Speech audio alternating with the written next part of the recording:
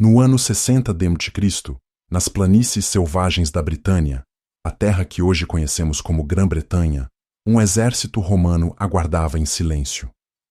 Seu comandante, Gaius Suetônius Paulinus, havia reunido cada soldado que pôde convocar, cerca de 10.000 homens, incluindo tropas da Legio IV Gemina, destacamentos da Legio XX Valéria Victrix e quaisquer forças de cavalaria e auxiliares que estivessem perto o suficiente para se juntar a ele. Eles todos compreendiam o perigo que se aproximava. Ao longo do horizonte distante, uma nuvem de poeira subindo sinalizava o avanço de uma enorme coalizão de tribos nativas. Esta grande hoste era liderada por Boudica, a rainha dos Essenos, que cavalgava à frente de seus guerreiros em uma carruagem de guerra. Ela tinha total confiança na vitória, e compreensivelmente. O exército tribal superava os romanos por uma vasta margem, de pelo menos 8-1. No entanto, sob essa empolgação e confiança, jazia uma dura verdade que muitos de seus guerreiros escolheram não confrontar. Anos antes da revolta, Roma havia desarmado à força várias tribos. Como resultado, apesar de seus números, milhares de homens agora marchavam para a batalha com pouco mais do que armas improvisadas, muito inferiores à armadura, capacetes e aço dos legionários treinados de Roma. Antes de as tribos atacarem em combate, elas colocaram suas carroças de suprimentos e suas famílias atrás do campo de batalha, esperando que testemunhassem o que acreditavam que seria um triunfo avassalador. Ninguém percebeu que esse gesto simples e inofensivo logo se tornaria a causa de uma tragédia devastadora. Antes de prosseguirmos, adoraríamos ouvir de você. Se esta parte da história lembra algo que você estudou uma vez, ou se você aprendeu sobre Boudica pela primeira vez muitos anos atrás na escola, fique à vontade para compartilhar essa memória nos comentários. Suas histórias ajudam a manter a história viva, não apenas para nós, mas para todos que estão assistindo. À medida que a espessa nuvem de poeira subia dos guerreiros britânicos que avançavam varrendo as planícies, Paulino entendeu imediatamente que lhe restava pouco tempo. Ele havia reunido seu exército sob circunstâncias urgentes, juntando cada unidade da Legio IV Gemina, reconvocando as vexilações da Legio XX Valéria Victrix e convocando qualquer cavalaria e tropas auxiliares que pudessem ser alcançadas. Ao todo, ele tinha apenas 10.000 homens, um número dolorosamente pequeno comparado à grande força que corria em sua direção. No entanto, onde muitos comandantes poderiam ter entrado em pânico com tal visão, Paulino permaneceu calmo, o tipo de calma moldada por décadas de campanhas árduas. Ele escolheu um pedaço estreito de terreno, imprensado entre bosques densos e vegetação rasteira emaranhada. A abordagem para esta posição era larga apenas o suficiente para um número limitado de tropas avançar de uma só vez. Atrás da linha romana havia uma parede natural de árvores e terreno irregular, impedindo que qualquer infantaria ou cavalaria inimiga os circundasse facilmente por trás. Para um comandante romano, esta localização era uma vantagem inestimável. Protegia a retaguarda e ambos os flancos, garantindo que Paulino não precisasse temer ser cercado. Mais importante, forçava o inimigo a atacar diretamente pela frente. Um exército massivo, uma vez espremido em uma frente confinada, não poderia mais liberar sua força total. Os números tornavam-se um fardo em vez de uma bênção. Os guerreiros só podiam atacar avançando em camadas apertadas, empurrando e se acotovelando. Exatamente o tipo de caos que Paulino esperava. Enquanto isso, o exército de Boudica, embora imenso, sofria de uma séria desvantagem. Muitas tribos haviam sido desarmadas pelos romanos anos antes, então a maioria dos guerreiros lutando nesta rebelião tinha equipamentos precários. Faltava-lhes armadura adequada, faltavam capacetes, faltavam escudos resistentes. Os romanos, em contraste, permaneciam em armaduras uniformes, com escudos largos, capacetes de aço e as espadas curtas e afiadas que conheciam tão bem. Eles lutavam em formação, por fileira, por sinal, todas coisas que Paulino entendia que as tribos não podiam igualar.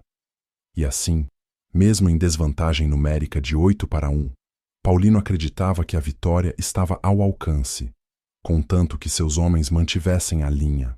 À frente de sua própria vasta força, Búdica conduzia sua carruagem de guerra com a postura de uma líder venerada.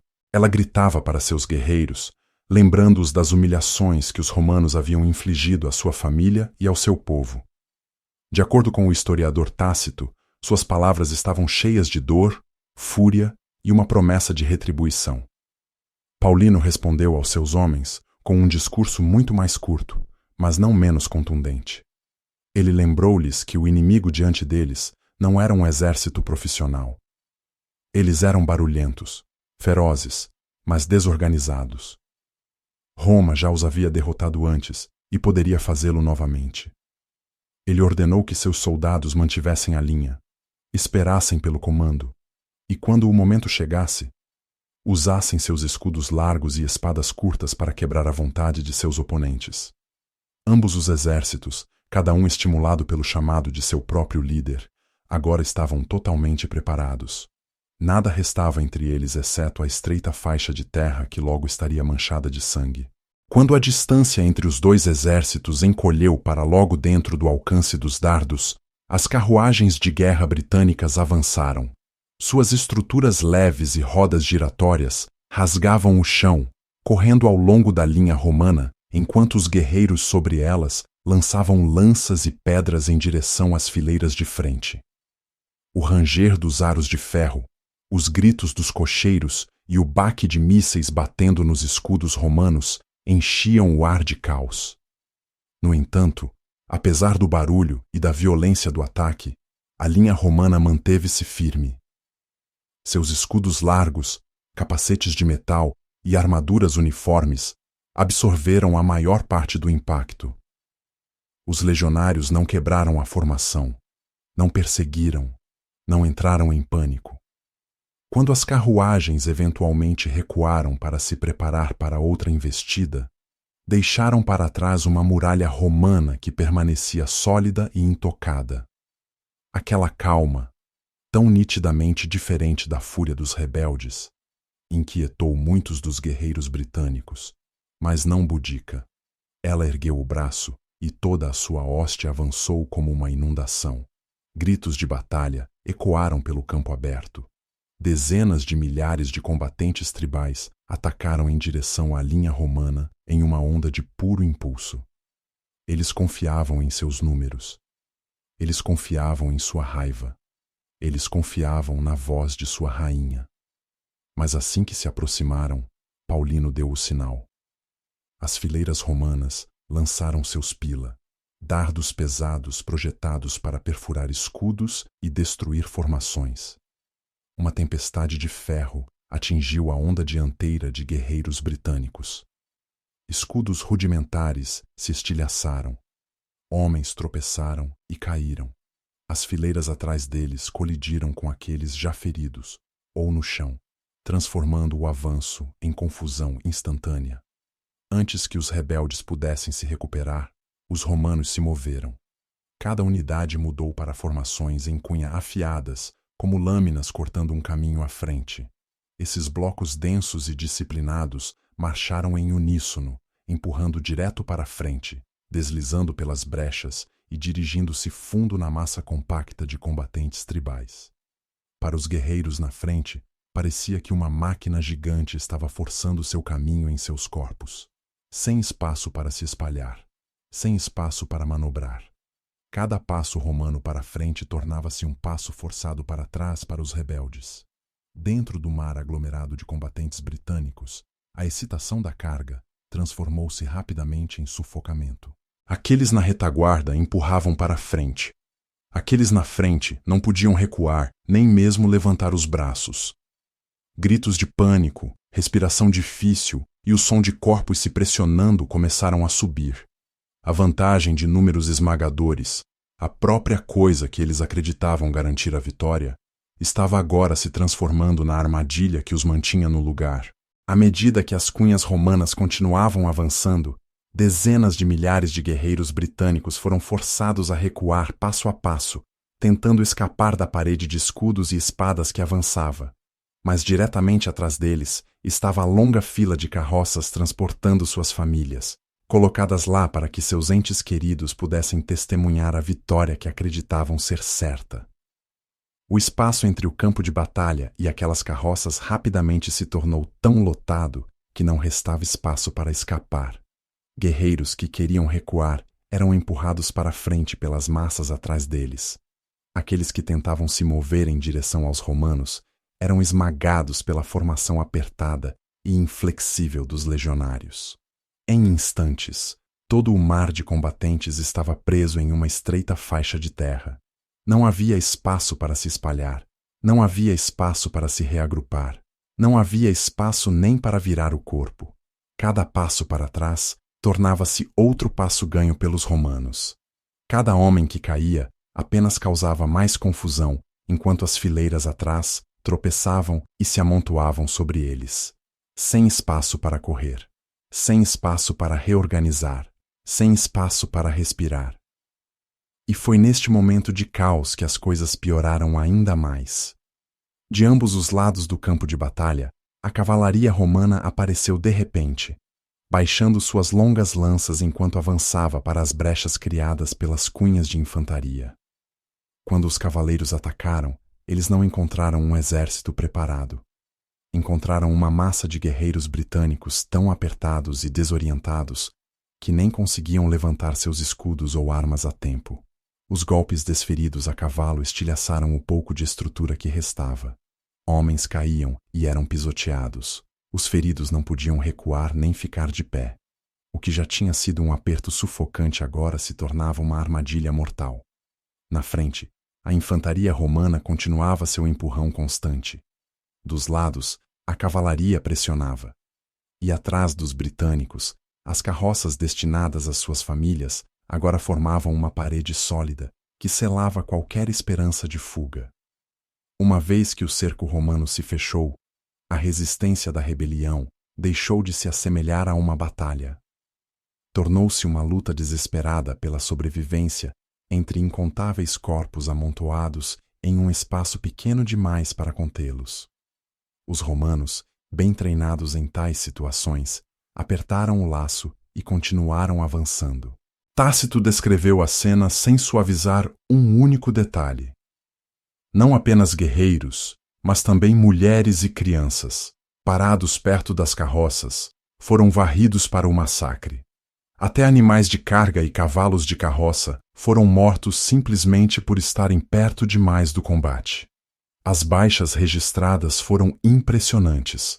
Cerca de 80.000 britânicos morreram naquele campo.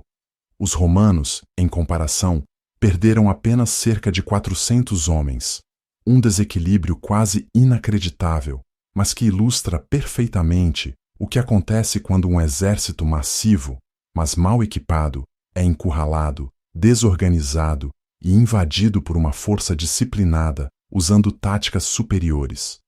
Boudica, testemunhando a ruína de seu povo, fugiu do campo de batalha. Relatos romanos dizem que ela mais tarde tomou veneno, embora outras fontes afirmem que ela adoeceu e morreu naturalmente.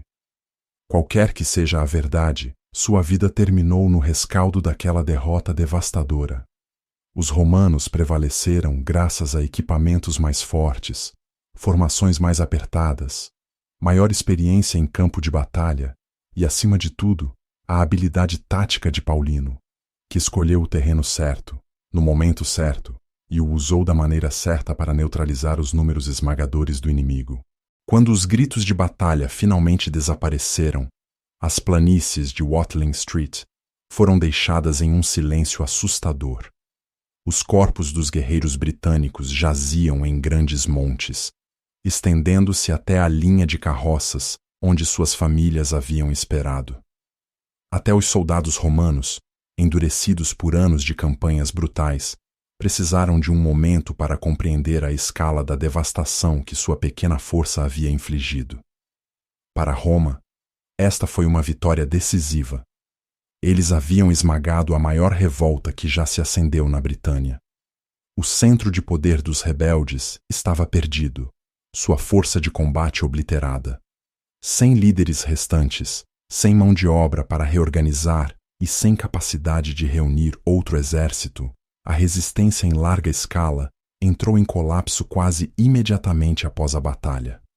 O desequilíbrio nas baixas, 80.000 britânicos mortos contra apenas 400 romanos, fez com que até os legionários sobreviventes percebessem que haviam testemunhado algo quase inédito na vida de um soldado.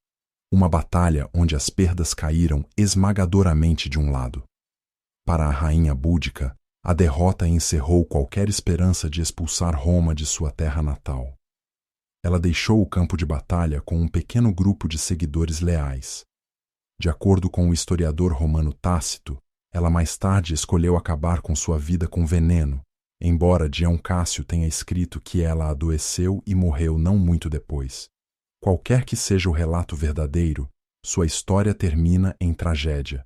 Um símbolo de rebelião, uma mãe que suportou profundo sofrimento pessoal e uma líder que conduziu dezenas de milhares para sua batalha final. A Batalha de Watling Street tornou-se uma lição poderosa para ambos os lados. Para os romanos, eles testemunharam o poder de escolher o terreno certo. Eles viram o valor da disciplina, formações apertadas e equipamentos superiores. Eles aprenderam que um exército menor, se bem posicionado e bem treinado, poderia superar um inimigo muitas vezes maior que seu tamanho. Para as tribos nativas, sua falta de armas uniformes e organização provou ser fatal. Números absolutos e fervor emocional não eram páreo para um exército profissional. Posicionar suas famílias e carroças atrás do campo de batalha transformou sua rota de fuga em uma armadilha mortal. Após a batalha, Roma apertou seu controle sobre a Britânia. A resistência nunca desapareceu completamente, mas nenhuma revolta nas décadas seguintes jamais igualou a escala ou influência da revolta liderada por Boudica. Watling Street é frequentemente lembrada como uma das vitórias mais avassaladoras que o Império Romano já alcançou. Demonstra o valor absoluto de uma estratégia sólida, formações disciplinadas e um comandante com uma visão clara. Com apenas 10.000 soldados, Paulino despedaçou um exército massivo e extinguiu uma rebelião que ameaçava o domínio de Roma na ilha. Para muitos historiadores, destaca-se como um exemplo perfeito de uma verdade simples. Um exército pequeno e bem treinado, que usa o terreno com sabedoria, pode superar quase qualquer desvantagem numérica. E é essa verdade que faz da Batalha de Watling Street um marco inesquecível na história da Guerra Antiga. Se a história de hoje lhe deu um momento de silêncio para refletir, um momento para pensar sobre a história, sobre as pessoas, sobre coragem e as escolhas que moldam nosso destino, então, convidamos calorosamente você a compartilhar seus pensamentos nos comentários abaixo. Conte-nos o que o comoveu, ou o que você aprendeu uma vez sobre Roma, sobre Búdica, ou sobre as grandes batalhas que ainda ecoam através do tempo. Cada comentário que você deixa torna-se uma peça preciosa do passado, ajudando a história não apenas a ser recontada, mas a ser lembrada. Obrigado por passar seu tempo conosco hoje. Esperamos vê-lo novamente na próxima história da longa jornada da história humana.